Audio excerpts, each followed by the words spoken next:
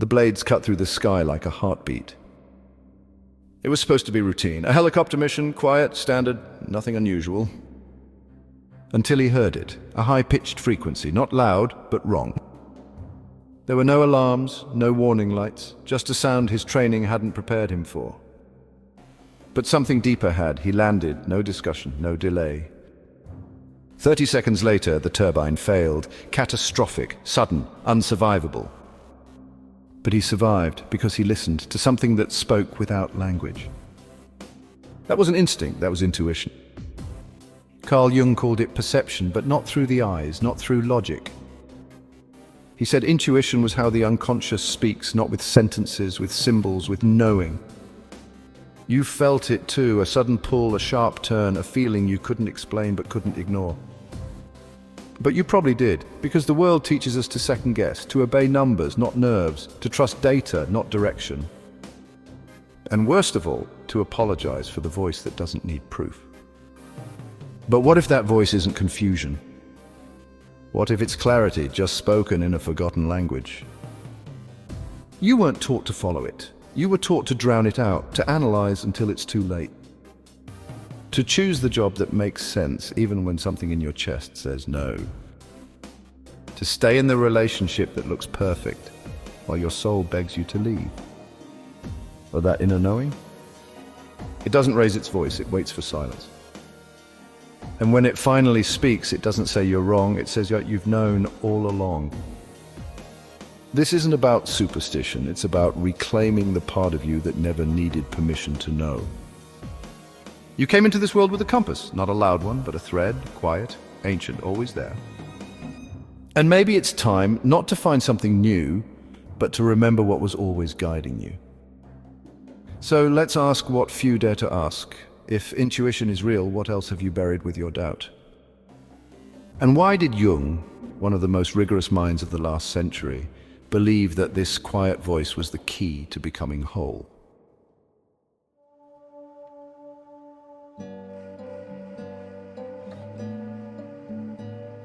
Carl Jung wasn't a guru, he was a psychiatrist, a scientist of the soul. And what he saw beneath the diagnoses and dreams was something modern life has almost forgotten. Intuition, not as magic, as perception. He defined it as the psyche's way of grasping possibility, before the facts appear, before the logic lines up, before the world gives you permission to act. To Jung, intuition wasn't irrational, it was pre-rational. The bridge between the conscious and the unconscious. Between what you can measure and what you can feel long before measurement arrives. He called this the transcendent function, a merging of opposites, thought and image, certainty and mystery. It's what happens when you stop fighting for control and start listening for meaning. You felt it even if you didn't have words for it. The dream that made no sense until it did. The warning that came before the betrayal. The moment you knew without knowing how that something wasn't right. That's not delusion. That's the deeper mind speaking. And it speaks in strange ways. Images, symbols, patterns. A face in a crowd that sends your stomach sideways. A phrase in a book that feels like it was written just for you. That's what Jung devoted his life to decoding. Because intuition doesn't hand you a map.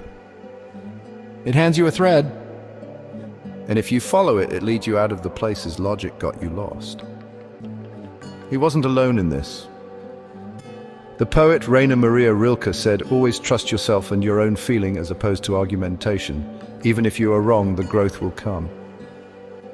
But here's the truth you were never told. The world will always reward certainty, even when it's empty.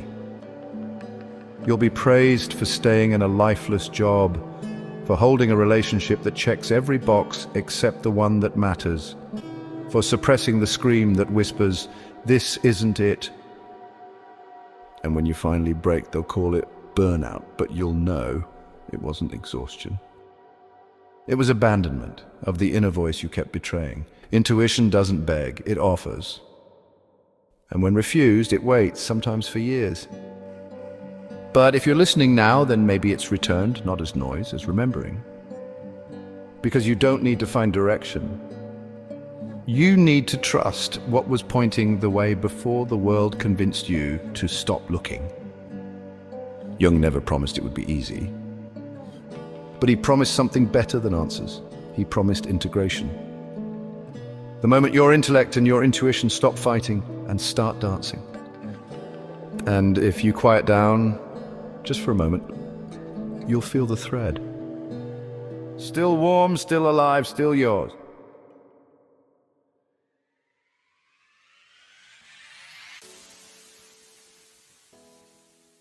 Sometimes the body knows what the mind can't yet admit. There was no time to think. No warning, no logic. Just a little girl walking with her mother through a parking lot. No visible danger. No sirens, no panic. But something in her snapped to attention. She pulled her mother's arm back with all her strength. A split second later, a car tore through the space where her mother had been standing. Later, they tried to explain it, but there were no explanations. Only the truth that something new. Carl Jung called intuition a perception that bypasses the senses, a truth that arrives whole, unannounced, not built by thought, but shaped deep within through a wisdom that logic hasn't yet caught up to.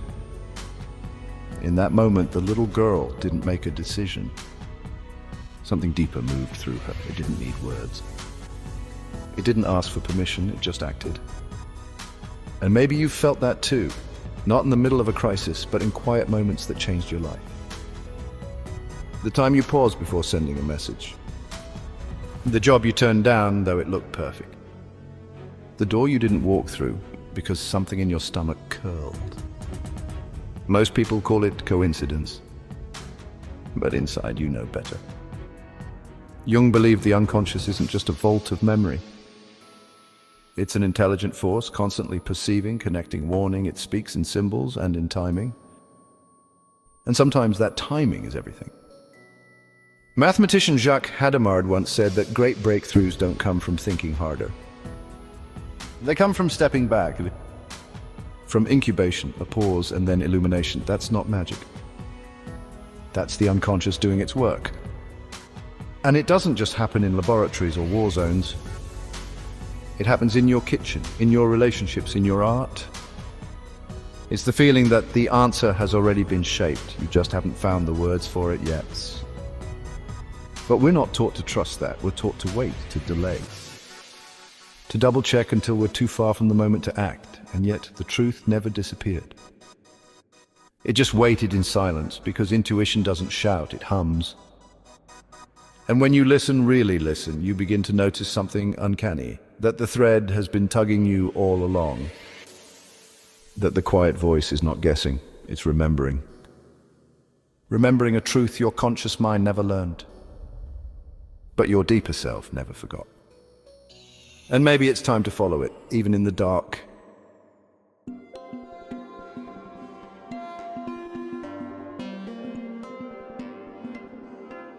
You've stood at the edge of the labyrinth too. Not made of stone, but of indecision. You've walked in circles inside a job that slowly drained you.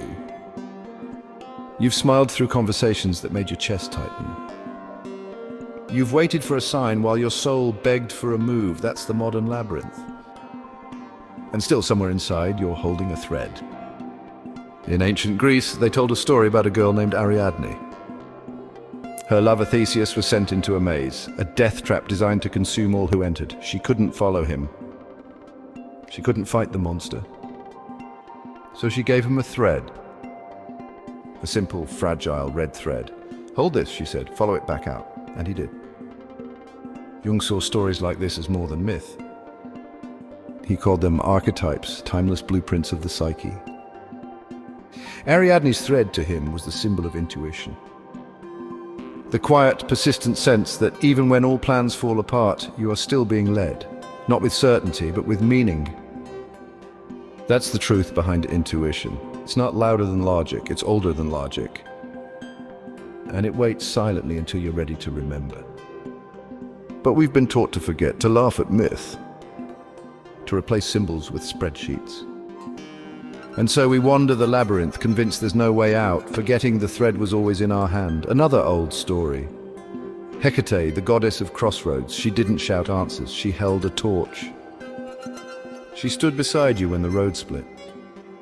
Not to guide, to remind. To remind you that the knowing is already there. But only if you're still enough to feel it. This is what our ancestors understood, that the unconscious doesn't only speak in dreams, it speaks in stories. In symbols that survive longer than facts, because facts change, but patterns return. And we are creatures of pattern. Gaston Bachelard once wrote, "The function of the poet is to make settled things strange. Intuition does the same. It unsettles what we were sure of. It whispers in the middle of our certainty, this is not the way." And if you're honest, you've heard that whisper too. You've been in the maze. You've felt the fork in the path. You've looked for a map when what you needed was a thread. You don't need to understand the story. You just need to enter it. Because intuition isn't a system, it's a memory. It's the soul reminding the mind what it once knew. So next time the path splits, don't wait for clarity. Feel for the thread, look for the torch, and follow, even if you don't know where it leads, especially then.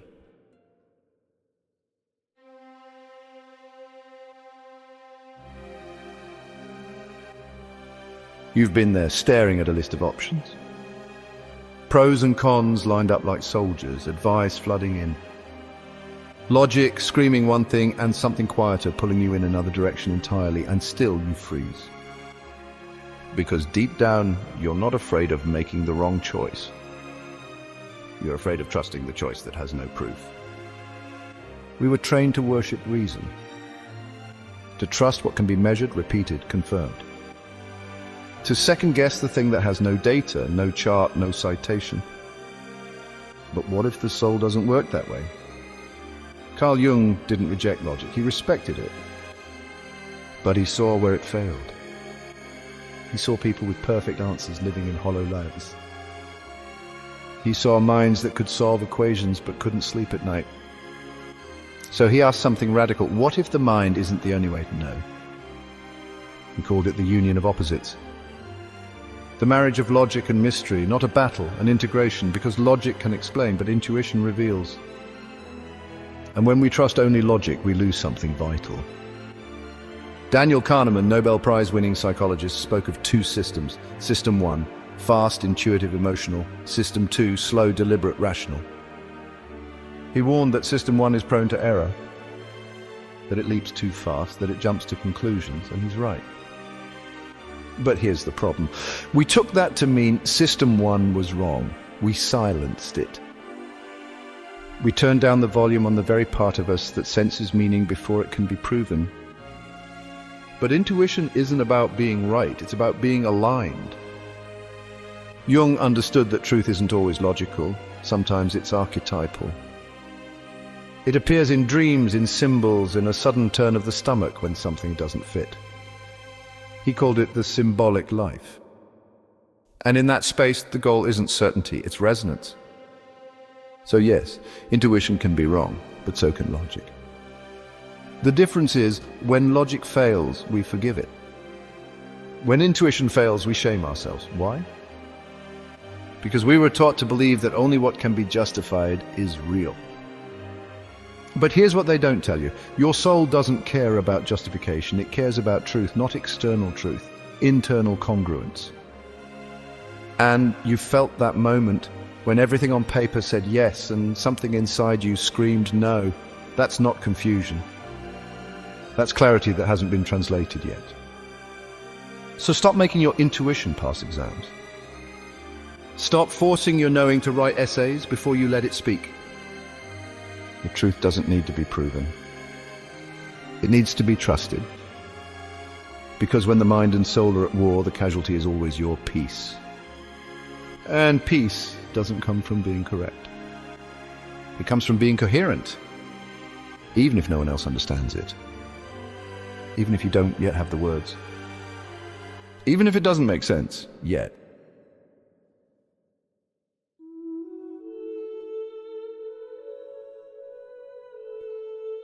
You knew, long before the facts, before the warnings, before the moment unfolded, you knew. But you looked for evidence, you waited for confirmation. You silenced the voice that didn't speak in words because no one ever taught you how to listen. That's the real tragedy. Not that we lose our intuition, but that we're taught to betray it. From childhood, we're trained to trade our instincts for approval, to ignore the stomach drop, the tight chest, the dream that won't leave us, to value logic over alignment, to call wisdom over reacting. But Jung saw through that. He knew that the deeper voice doesn't argue, it doesn't perform, it simply is. And when you stop fighting it, when you stop needing the world to agree with it, something opens, a quiet remembering that you were never crazy. You were just fluent in a language others had forgotten, a language of patterns, of dreams, of inner pulls that don't arrive with reasons but never arrive by accident. Kabir, the mystic poet, wrote, "To know is to know that to know is not to know." And that is the paradox of intuition. The more you try to own it, the more it disappears. But when you surrender, it speaks. So what do you do with that? You stop explaining yourself to people who only trust what they can see. You stop demanding that your soul provide footnotes. You stop editing your knowing to fit someone else's certainty. And you start living from the inside out. That doesn't mean ignoring reason. It means recognizing that reason is a tool, but not the master. Because there are parts of you that were never meant to be proven, only honored. And when you begin to do that, something changes. Not suddenly, but steadily. The noise quiets, the fog lifts. And the thread, the one you thought you lost, becomes visible again, not because it reappeared, but because you finally looked where it had always been. Within. So what now? Now you trust the thread, you hold it gently, you let it lead. Not because it promises certainty, but because it promises truth. And truth is not a conclusion, it's a direction. You don't need to see the whole map. You just need to take the next step. Because real intuition doesn't shout. It stays patient, present, unmoving. And when the world tells you you're wrong, when it laughs or doubts or walks away, remember this, you always knew. You just didn't know you were allowed to trust it until now.